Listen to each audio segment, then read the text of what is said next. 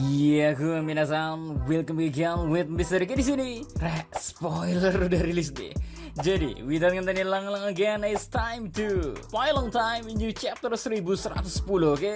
Let's go.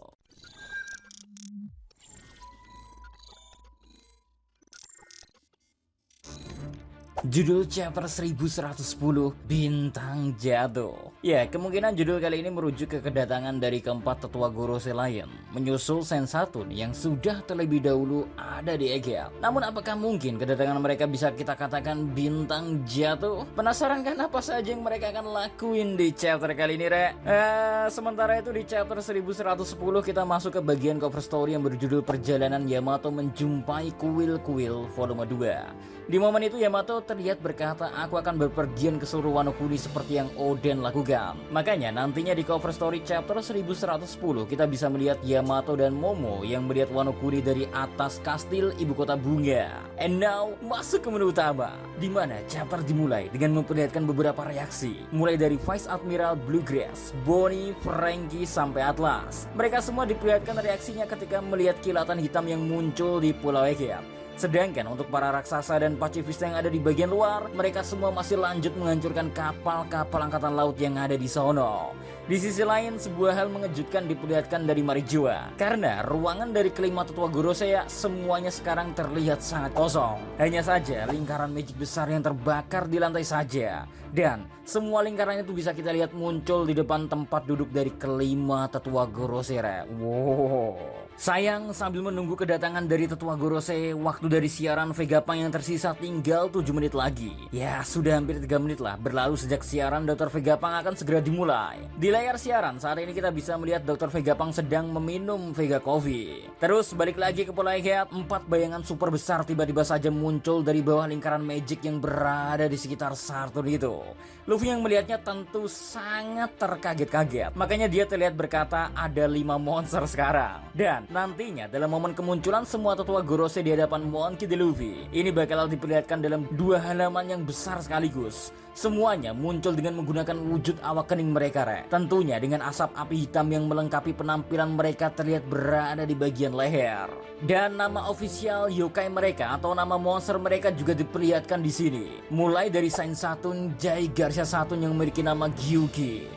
Saint Marcus Mars adalah Itsumade, memiliki penampilan layaknya burung. Kalau kalian pernah main Pokemon, Saint Marcus Mars wujud awak keningnya ini mirip Archeops namun jauh lebih mengerikan. Lanjut, kita ke Saint Topman Warkuri yang diketahui merupakan Houki, babi raksasa dengan 4 cula yang sangat besar. Sedangkan Saint Ethan Baron Venus Juro merupakan Bakotsu, kerangka kuda yang masih memperlihatkan tulangnya.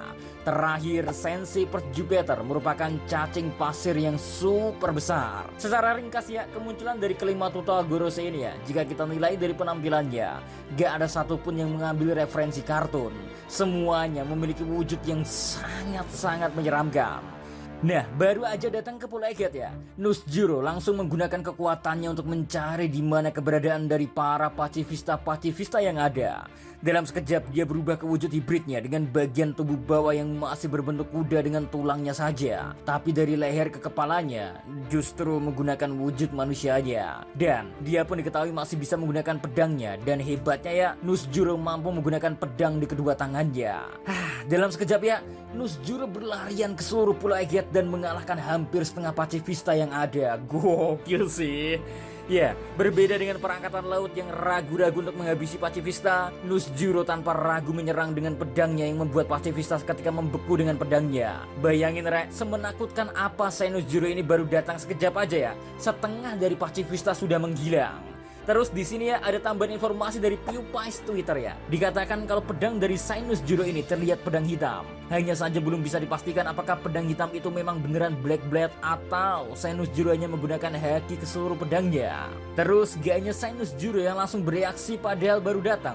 Saint Mars pun seketika langsung terbang ke atas dan mencoba untuk melewati lepes yang masih terhalang pelindung. Tujuan dari Sandmars kayaknya untuk menyerang Lab Mesh dan menghentikan siaran yang sedang dilakukan. Sedangkan di momen saat ini ya, Luffy sendiri masih diperlihatkan bertarung dengan Saint Saturn. Tapi Saint Jupiter yang baru saja tiba, dia langsung terlihat menggali ke bagian bawah dan menghilang seketika. Sayang momen berpindah terlebih dahulu ke Usopp yang menggunakan teknik Green Star Bambu Javelin untuk menciptakan pelindung bambu dan menghentikan Sanigo yang meluncur bebas bersama dengan Brook. Di sisi lain, Sanji sendiri menelpon semua orang menggunakan Denden Mushi dan mengatakan ke seluruh kru topi jerami kalau mereka semua harus meninggalkan Pulau Egghead sekarang dan jangan menunggu kedatangan dirinya ataupun Luffy.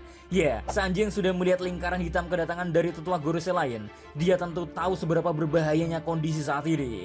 Sayang saat menelpon ya, Jinbe menjawab panggilan Sanji dan mengatakan kalau Zoro masih bertaruh dengan Lucy. Lalu Sanji pun menjawab, Marimo itu dia belum selesai, dasar beban. Zoro yang mendengar perkataan dari Sanji, dia terlihat sangat marah. Padahal di momen itu Lucy sendiri sedang menyerang Zoro dengan jurus barunya bernama Shugan Madara. Namun Zoro mampu menghindari serangan itu dengan mudah. Lalu Zoro pun menangkap pedang yang sebelumnya dia lempar dan berputar-putar di udara. Ternyata alasan dari Zoro melakukan hal itu ya, ialah Zoro hendak menggunakan serangan baru juga bernama Shantoryu Kokoba Madaraga. Dalam momen yang sangat epik, nantinya Zoro diperlihatkan berhasil mengalahkan Lucy dengan instan menggunakan serangan itu, Berkat katakanlah apa ya, hinaan dari Sanji sih ini sih. Balik lagi ke momen Luffy yang sedang bertarung, Saint Jupiter yang menggali ke bawah ternyata tiba-tiba saja muncul di bawah Luffy dan mencoba untuk memakan Luffy. Beruntung Dory dan Brogy tiba di waktu yang sama. Sambil kebingungan ya, keduanya berkata apa yang terjadi di sini. Kau tidak cocok berada di tempat yang gelap. Nah, sambil mengatakan hal itu, serangan bernama Taiyonoko dilancarkan oleh keduanya, yang membuat Dory dan Brogy memotong kepala dari seorang Saint Jupiter. Berkat hal itulah, mereka berhasil mengeluarkan Luffy, dan sebuah momen yang mengingatkan kita terhadap momen Dory yang memotong kepala dinosaurus untuk mengeluarkan Luffy pula dahulu di Little Garden diperlihatkan. Berhasil bebas, Luffy berteriak, "Aku bebas!" Sambil menyadari kalau raksasa Osan telah datang, Brogy menjawab sambil berkata, "Gahaha, lama tak bertemu Mugiwara." Sedangkan Dory bilang kalau mereka sudah tak bisa menunggu, makanya mereka datang untuk menjemput Luffy. Ada yang menarik sih dari perkataan si Dory ini, Terus momen itu menjadi akhir dari momen di chapter 1110. Melihat Saint Saturn yang terpotong lehernya, namun Saturn pun diketahui masih belum bisa merasakan luka. Mungkinkah hal yang sama terjadi di mana serangan dari kedua raksasa Dory dan Brogy ini tak bakal berpengaruh apa-apa terhadap para tetua Gorosei? Wah.